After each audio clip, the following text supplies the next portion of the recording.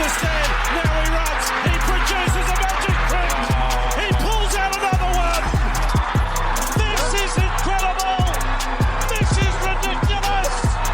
This is 15 out of 10 on the incredible meter. What a player. What an entertainer. Give him the medal. Give him the Delier medal.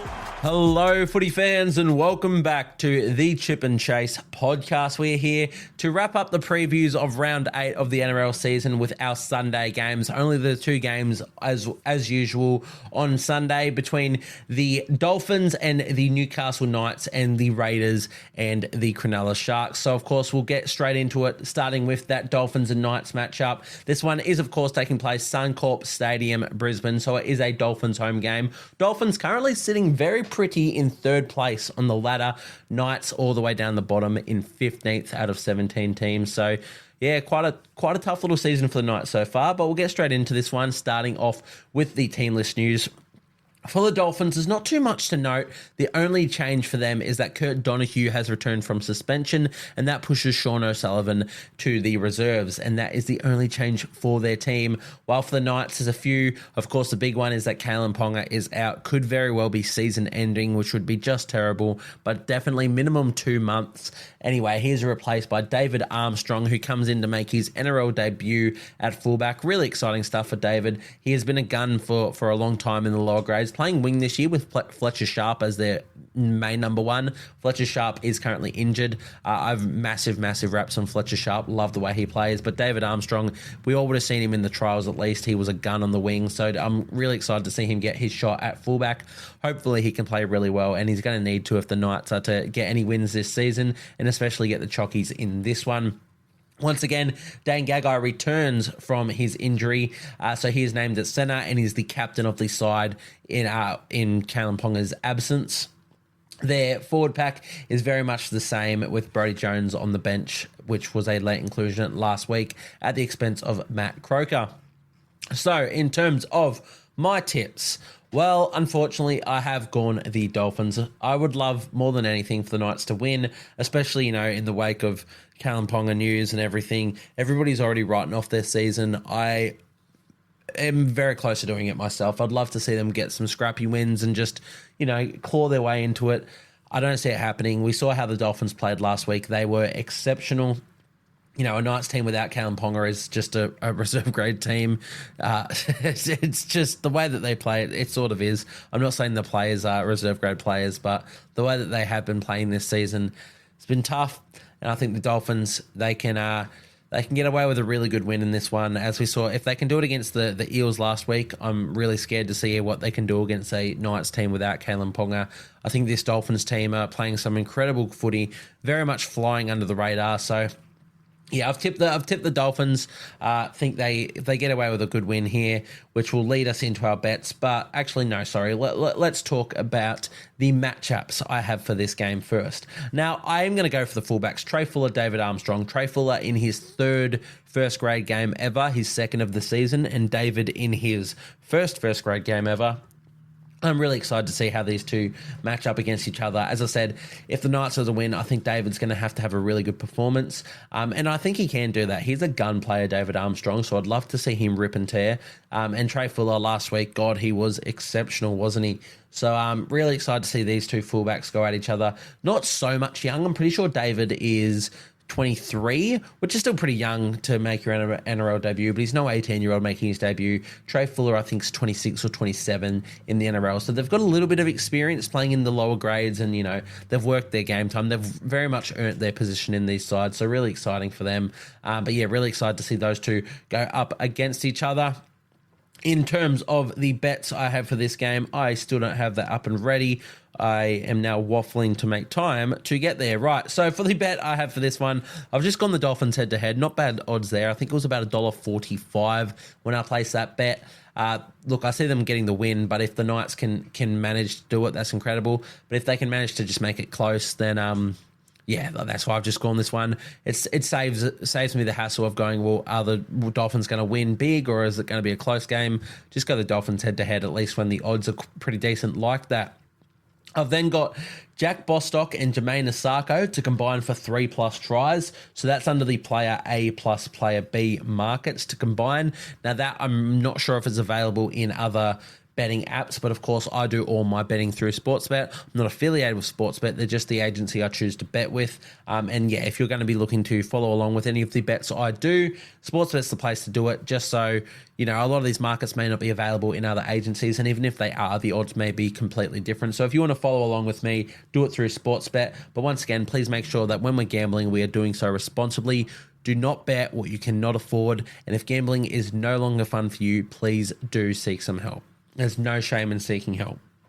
But yeah, so that is my second leg of that multi. That's the Jack Bostock, Jermaine Asako to combine for 3+ tries. And then I've got the match going over 44.5 total match points. We know the Dolphins, based on what they did last week, they can score a few points. The Knights, when they're on, they also can. Whether or not they're going to be on ever again this season remains to be seen. But I think the over 44.5 total match points is a safe bet, which is why this multi comes to the lowest odds of any multi I've done this week at $6.25. So if you're putting $1 on this and all three of those legs get up, you're only winning $6.25 back to $1, but that's still good value in my opinion. You know, that means if you're putting $5 on that, you're getting some really good money. I'm not doing $1 bets, just a heads up, let's put it that way. But yeah, those are my legs. I'll read through them again. There's Dolphins head-to-head, Jermaine Asako and Jack Bostock to combine for 3+ tries and over 44.5 total match points for an odds of $6.25. But that will lead us in to our second and our final game on the Sunday, and our final game for round 8 of the NRL Telstra Premiership season, and that is the Canberra Raiders taking on the Cronulla Sharks. Canberra Raiders currently sitting in 7th place, Sharks up in 1st place on the ladder, but this one is taking place in Canberra, so we'll have to see how it plays out. But we'll get straight into their team list changes before we do our tips. For the Raiders, they are without Jamal Fogarty, one of the best halves of the NRL this season. He has been incredible, which means Kale Weeks has been named to make his Raiders debut at halfback. Really interesting to see how he shapes up in that role. Not someone I'd ever pick to be a halfback. I think 5/8 or fullback. To see him at halfback, it's going to be a task, but I'm really excited to see how he shoulders that task and see how he goes. Beyond that, for the Raiders, they still have Simi Sasangi lining up at back row in the absence of Zach Hosking and Elliot Whitehead. Their interchange is Tom Starling, Atta Mariota, Trey Mooney, and Pasami Solo. For the Cronulla Sharks, it is headlined by the standing down of Braden Trindle, who has been stood down by the Sharks, not a self-imposed sanction, but a club sanction for failing a DUI. So not sure how long he's going to be out, but definitely out of this clash. Not sure if there's going to be other repercussions from the NRL, from the club. Look, that is all stuff for them to handle. We just comment on what we can know at the moment. But Trindle is out, which means Daniel Atkinson gets to have a run at 5/8 for the Sharks. So really good stuff. Atkinson's been plying his trade for a while, getting a few shots here and there, but I'm really excited. Maybe he can get a bit of an extended run depending how long this Braden Trindle stuff drags out for. But yeah, I've really liked Atkinson no matter where he plays. He's just a bit of a footballer, tries 100%, so really excited to see him in that 5/8 role. Beyond that, their team is very much the same. Of course, we did hear the news that Dale Finucane has announced his immediate retirement from the NRL due to injury. So their bench is now Jack Williams, Siasifa Talakai, Toby Rudolph, and Braden Hamlin-Uele. Still a massive bench, even without Dale in there. But yeah, for how I see this one playing out, well, I have tipped the Sharkies. They got a massive win last week, and now a Raiders side without Jamal Fogarty, I'm really worried about. If they played Adam Cook, or as we've been calling for, Mitch Henderson in that role, I think it'd be better for them. I don't think they get a win regardless. I think, throwing Cook and Mitch into the halfback role is it's a big ask for a young player to lead their team around. Adam Cook's been around the joint for a long time, in fairness, but throwing KO Weeks, who's not a halfback, in my opinion, into that role, it's going to be a very interesting one. I really hope KO comes out and kills it and proves me wrong and proves the other doubters out there wrong, because he's a really good footballer, KO Weeks. But I think having KO out there at halfback and Ethan Strange at 5'8", there's going to be too much of a load for these two young players to really shoulder to try and control the team against one of the best teams in the NRL, which is why I see the Sharks winning this one. Do I see them winning it well? Well, look, to be honest, I sort of do, but we'll have a look a bit more into that in our bets. Before we get into our bets, we'll look at the matchups for this one. Now, there's a lot to like. I really like Chevy Stewart, obviously. Had a tough game last week, had a really good debut. Yeah, tough game last week against the Broncos. I really want to see him bounce back from that. William Kennedy had his best game of the season last week, so I'm really keen to see those two go up against each other. I love the centre matchup. You know me, I love Jesse Raymond and Kale Iro. I think they're fantastic. Up against Timoko and Chris, I think that's so exciting. Ronaldo Mulatalo, Xavier Savage. Look, there's a lot to like. I'm not quite sure. I think I'm going to settle with Daniel Atkinson and Ethan Strange in the 5/8 roles. I think it's just going to be very interesting. Two sort of different players in the way that they're going to have to play this game. As I said, Strange and KO Weeks are going to have to shoulder a lot of that load from in the absence of Jamal Fogarty. Or Daniel Atkinson, I'm just excited to see how he fits into this Sharks team. I think he's just going to be told, look, you just go out there and you do your thing. Nico's going to run this side. You just play eyes up footy. And I'm excited to see how they go. Two very different circumstances, two young players in the terms of, you know, their experience in the game. So I'm just excited to see those two go at it. But I definitely like a lot of other matchups in this game as well, particularly the centres as we spoke about. Let's get into our multi for this game to finish us off.